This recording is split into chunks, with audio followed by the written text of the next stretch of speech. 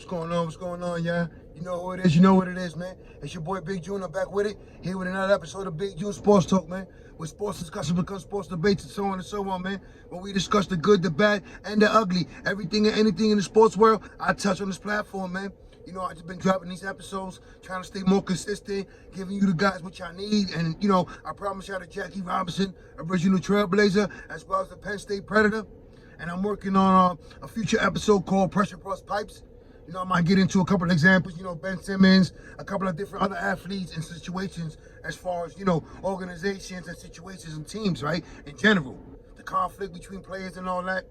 So, you know, just trying to stay more consistent with it. And again, I want to apologize if you do hear the AC in the background, but it's very hot out here in the sunshine state of Florida.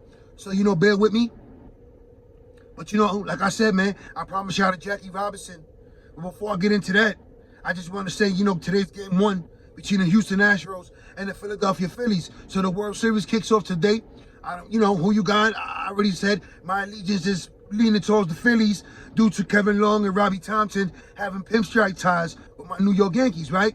But it is all, you know, I'm still a Yankee, and that's who I really ride with, right? But congratulations to both teams, and may the better team win.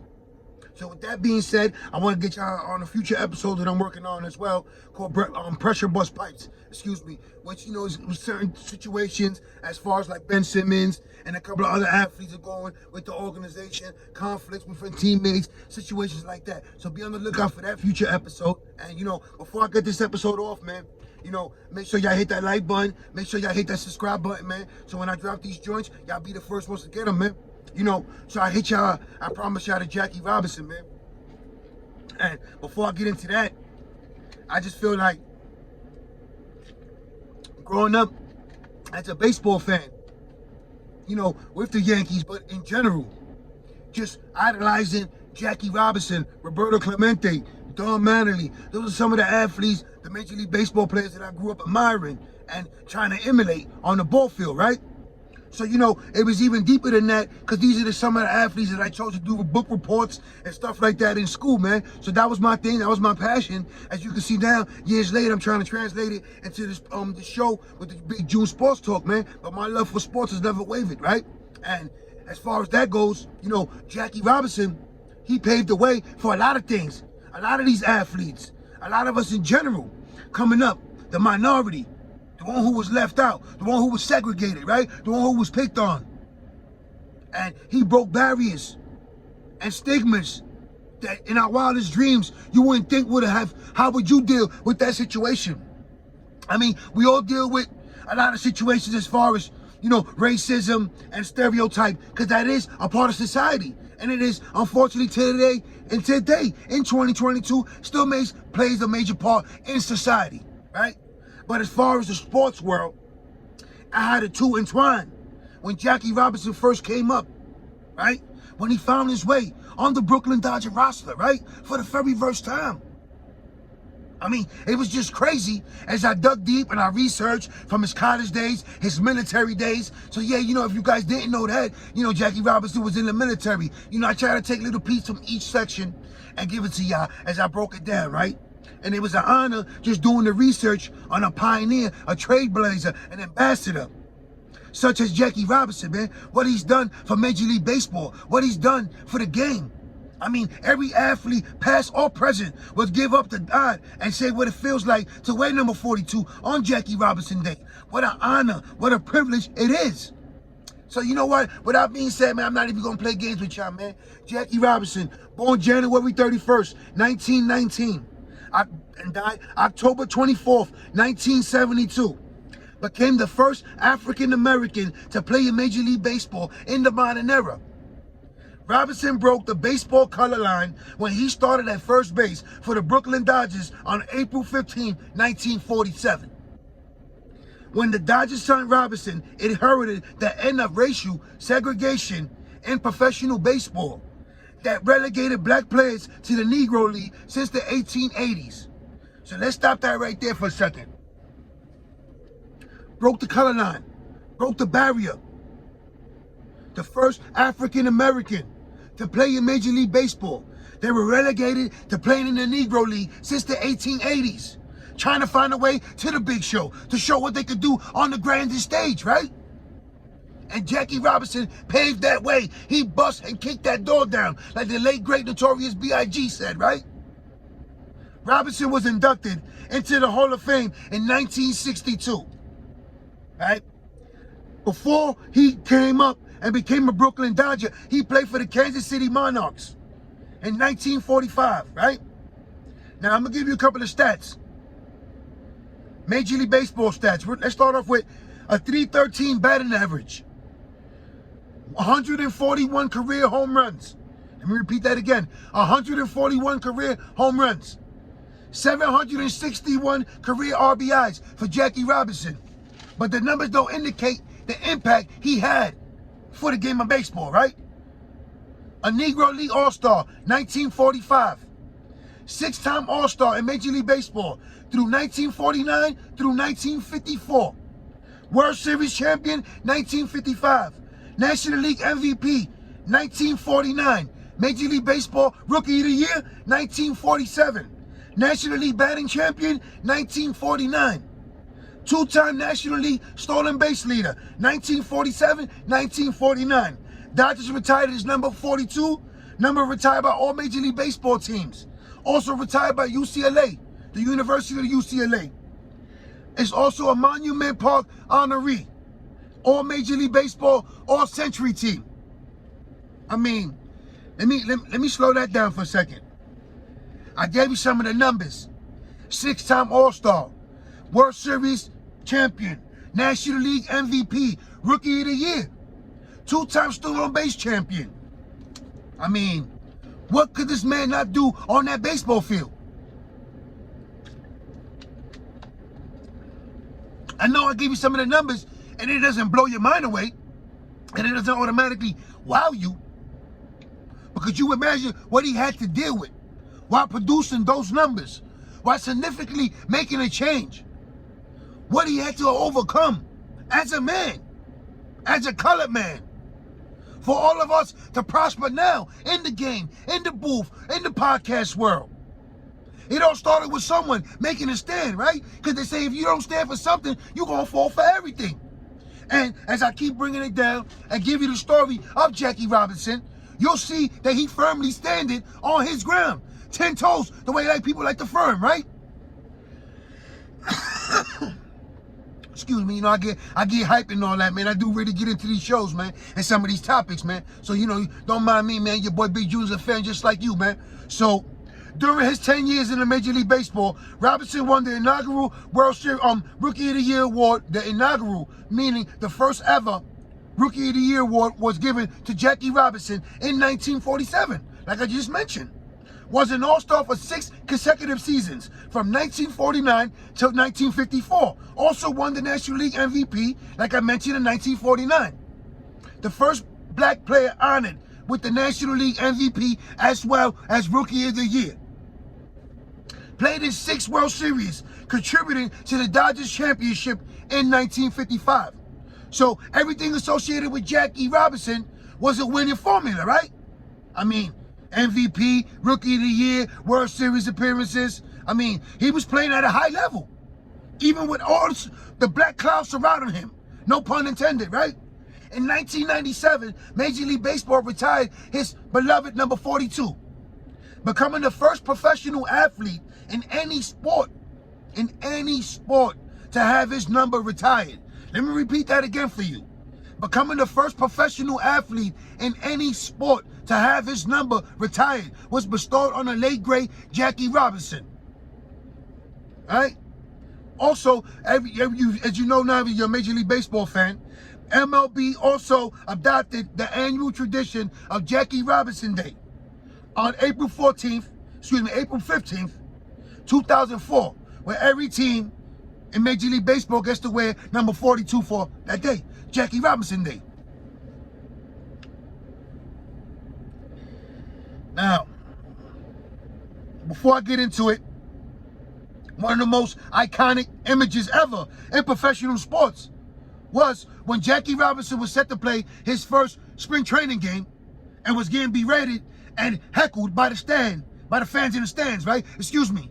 And Pee Wee Reese stepped up right there side by side next to Jackie Robinson and placed his arm around them and let him know by just by that gesture, listen, I got your back. I'm your teammate, we riding. Words, sometimes they say a picture is worth 1,000 words, right? Well, that image itself, to this day, is iconic. It speaks volumes. Could you imagine what Jackie Robinson was feeling at that moment, right before that game was set to tip off? And a man from Kentucky, by the name of Pee Wee Reese, whether if he had that coming, whether it was, premeditated, who knows? Yet he decided to stand side by side to the first color man playing in the Major League Baseball, Jackie Robinson. One of the most iconic images ever. So now, as I mentioned earlier, had a military career. So let me just give you a quick nuggets on little things that I did pick up from each section of his life, right, in his career. After receiving his commission, Robinson was reassigned to Port Hood, Texas, right, where he joined the 761st Black Panthers Tank Battalion. An event on July 6, 1944 derailed Robinson's military career. Could that have been a blessing in disguise for Major League Baseball, right? Later on, right? While awaiting the results of a test on the ankle he had injured, Robinson boarded a bus with a fellow officer's wife. Although the Army had commissioned its own unsegregated bus line, the bus driver ordered Jackie Robinson to the back of the bus. Robinson refused. The bus driver backed down, but after reaching its final stop, the bus driver summoned the military police, and Jackie Robinson was taken into custody. When Robinson later confronted the investigating duty officer about the racist questioning by the officer and his assistant, the officer recommended that Jackie Robinson be court-martialed. So now, on the bus with a fellow officer's wife, whether he knew or find out that it was deemed inappropriate, still in those times of segregation, or whether he was just making a stand and just didn't care. Who knows what really was going on? But he questioned his fellow officers and the assistants of how they went about the whole situation. And they recommended that he be up for court-martial, right? So now he's facing charges. Robinson's commander in the 661st Battalion, Paul L. Bates, refused to authorize the legal action. Robinson was summarily transferred to the 758th Battalion, where the commander quickly consented to charge Robinson with multiple offenses, including public drunkenness, even though Robinson did not drink. So let me repeat that again. When he was transferred to the 758th Battalion, where the commander quickly consented of charging Jackie Robinson with multiple offenses, including public drunkenness, even though Jackie Robinson did not drink. By the time of the court-martial in August of 1944, the charges against Robinson have been reduced to 2 counts of insubordination during questioning. Meaning that, I guess because he spoke up for himself on his behalf, they didn't like that. And being the fact that it was real tense times during the segregation and people were learning how to get along with each other, that, he shouldn't be questioning anything. This was the times in 1944 that Jackie Robinson had to go through and was living in. Again, so 2 counts of insubordination.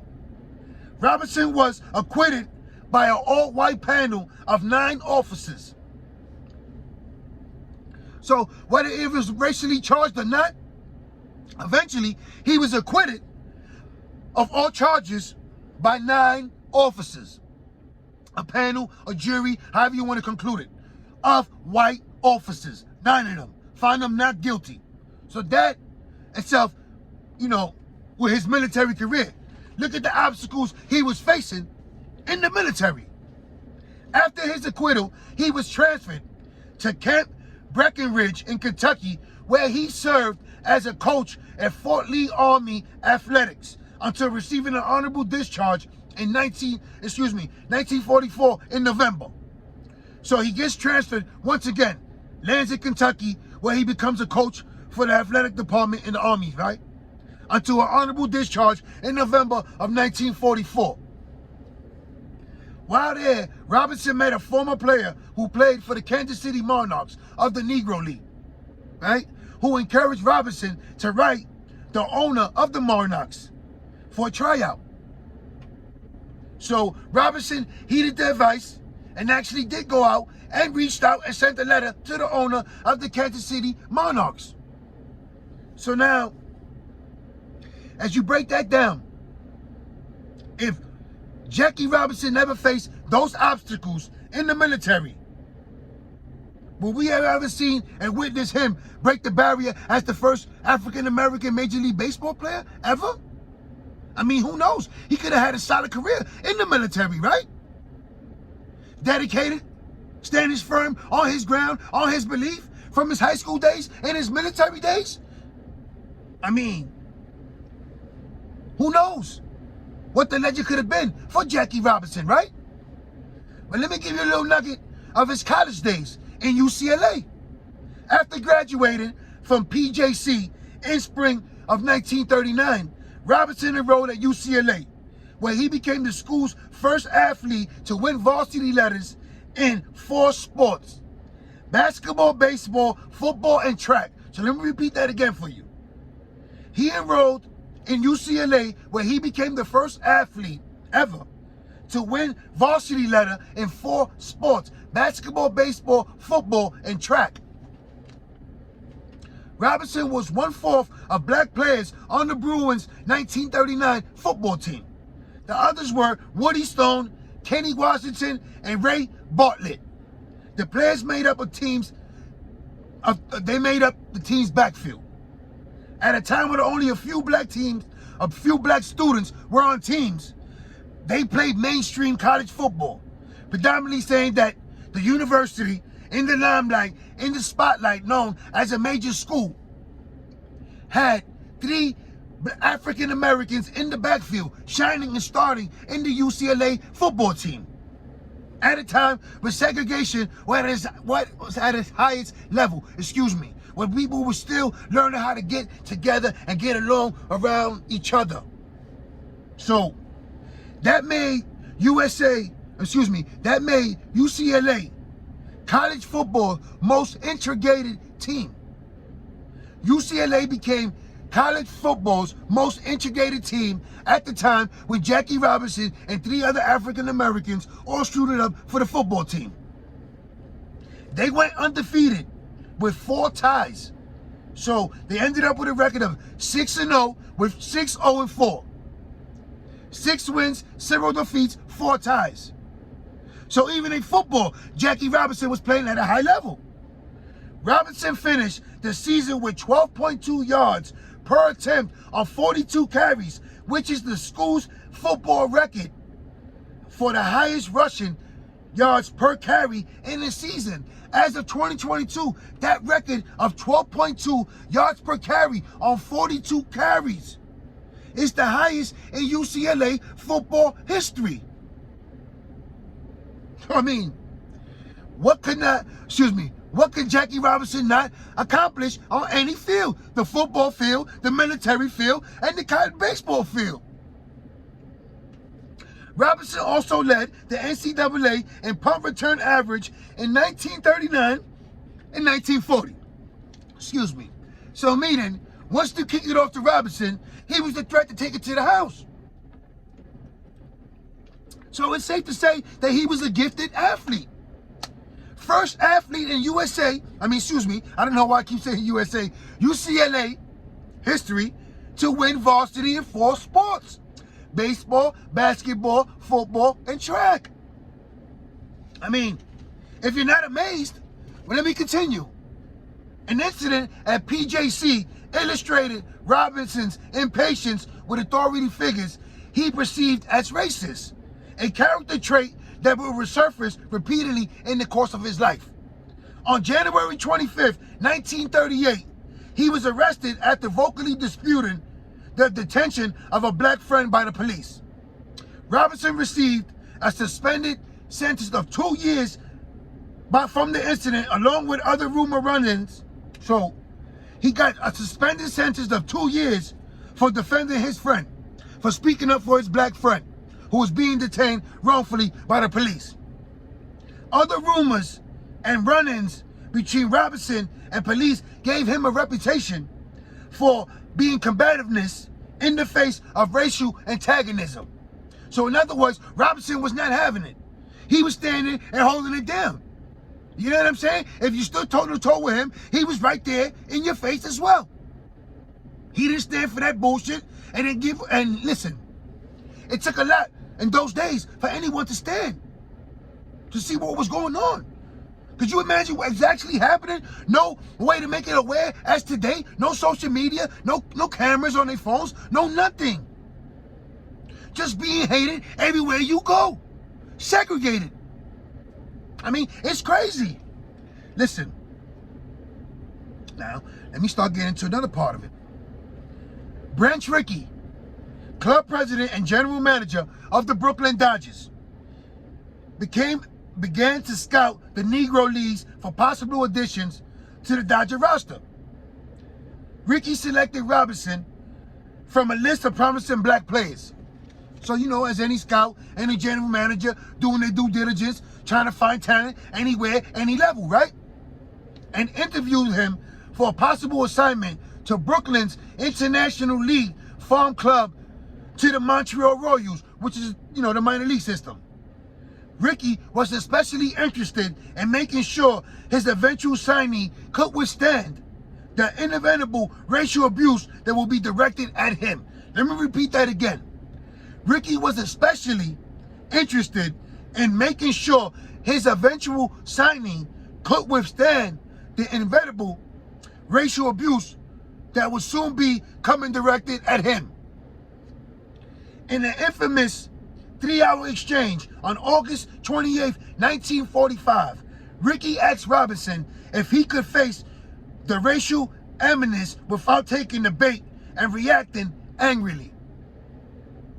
Let me repeat that again. Rickey asked Robinson if he could face the racial animus without taking the bait and reacting angrily. A concern given prior arguments with law enforcement officials at the PJC and also in the military. Robinson was aghast. "Are you looking for a Negro who's afraid to fight back?" he questioned in return. Rickey responded that he needed a Negro player with guts, with enough guts not to react, not to fight back. After obtaining a commitment from Robinson to turn the other cheek to racial antagonism, Rickey agreed to sign him to a contract for $600 a month. After agreeing in a commitment to turn the other cheek towards racial antagonism, what kind of incentive and clause is that in your contract? Could you find that type of clause in your contract today for a modern day athlete? This was all paved the way by Jackie Robinson. So let me continue with this, man. Which equaled out to $9,031 monthly. $600, right? Rickey did not offer compensation to the Monarchs, instead believing all Negro League players were free agents due to the contracts not containing a reserve clause. So, you know, it was always a hole where you could try to abstract a player from one league, from a team, and bring them to your team so you could benefit off them. Such as what Branch Rickey did with Jackie Robinson and other players, right, in the Negro League. Now, as I mentioned in the picture, Jackie Robinson, Pee Wee Reese putting his arm around him. Could you imagine all the animosity in that clubhouse from his teammates, from people in the organization? I mean, just think about it. Let me give you a quick example of what Jackie Robinson dealt with once he reached the Dodger minor league system, right?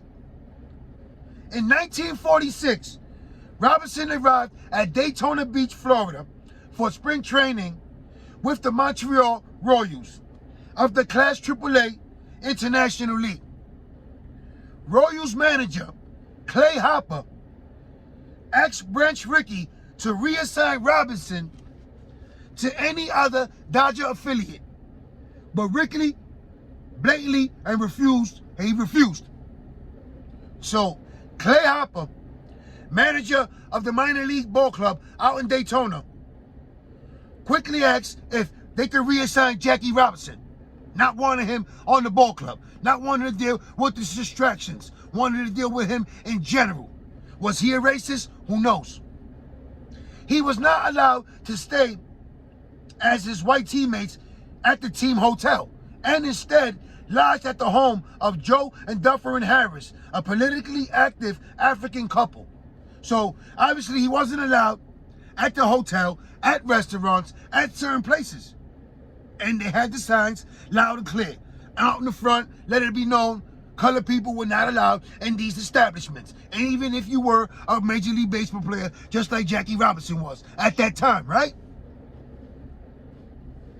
Since the Dodgers did not own a spring training facility, scheduling was subject to change and cuts due to the whim of area localites, right? Complaining, several of which turned down any event Robinson or Johnny Wright, another black player who was assigned to the affiliates from the Dodgers as well, were in any event that they were both involved in, right? In Sanford, Florida, the police chief threatened to cancel games if Robinson and Wright did not cease training activities over there.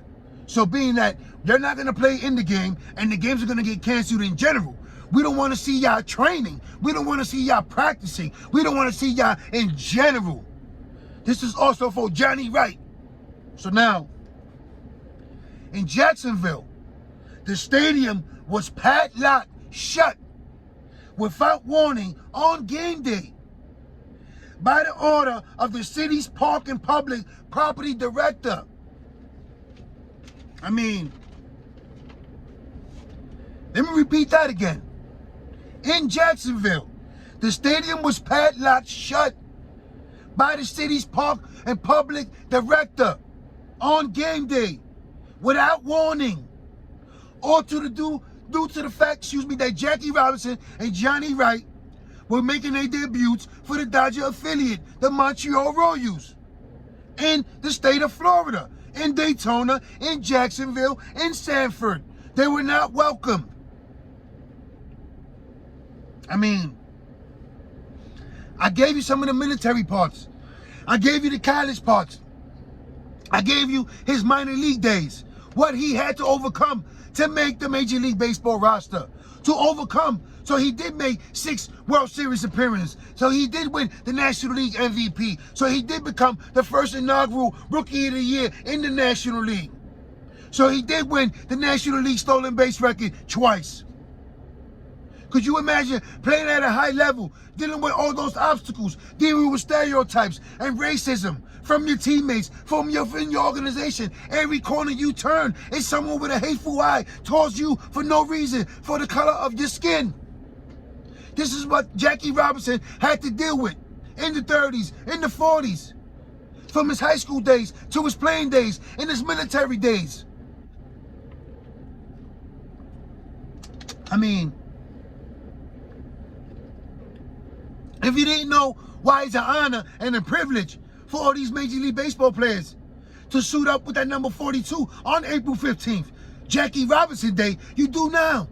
And I would advise every baseball fan to go out and do your own research on the Jackie Robinsons, on the Hank Aarons, on the Willie Mays, on the Roberto Clementes, on the pioneers and ambassadors and the trailblazers who paved the ways for the Mookie Betts, for the Ken Griffey Jr.'s, for the Barry Bonds Jr.'s, for the Julio Rodriguez, for the Alex Rodriguez, for the Fernando Tatis Jr.'s, for the Juan Sotos.